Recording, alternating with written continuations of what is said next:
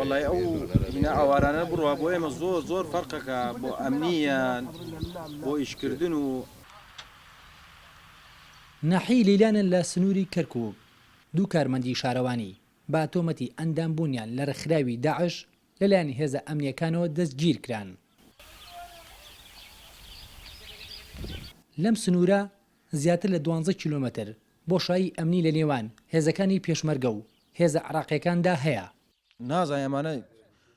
دژمندارن داعشن خزمێکێ لە داعشە سوزانی تو شەو ڕێکەی ئەو ئەتکوژێت و دەرەچێتە دەرەوە کوژرای کێزانێکێ ئێمە خۆی دەیەکین لەیلان ناحی لەیلان شارەزامیمان پێوەتە ئەو خەڵکە ئەم عارەبانە دەرچن لێرەکە بێمە زۆر باشتر ئەم ئاوارانە. دوای ئەوەی وەزارەتی کۆچ و کۆچبەران بڕیاری داخستنی سەرجەم کەمپی ئاوارەکانی دا بەشێک لە ئاوارەکان هاتوونەتە گوندەکانی سنووری ناحیەکە ئەوەش مەترسی لای هاوڵاتیان دروست کردووە.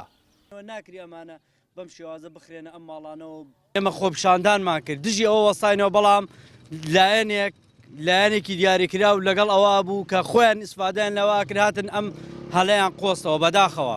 لە ئێستاە بەشێک لەوانەی لە کەمپەکان بوون گەڕاونەتەوە باشە بەڵام دیوەکەی تری ئەوەی ئەوانەی کە بەربڵاو بوون ئەوانەی کە بەربڵاو بوون ئێستا زۆربەی لە شار و لە گەڕەکەکانی کەرکووک و لە دەوروبەری کەرکووکن. بەڕێوەبەری ناحیەکە دەڵێت لە سەدا هەفتایە و ئاوارانی کە نەگەڕاونەتەوە زێدی خۆیان کە سوکاری چەکدارانی داعشن. ئەوەی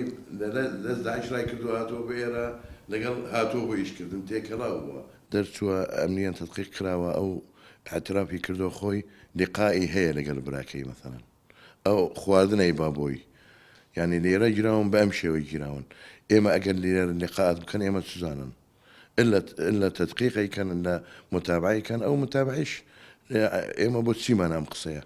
إما خومان خلق منطقي خومانية بوتسيما بابا قريبا شون خوي ومشكلين بيه زیاتر لە 160 گوند لا سنووری لەیلان هەن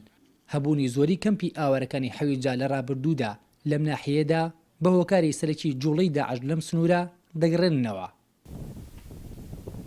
دیار محەممەد NRT ناحیە لەیلان.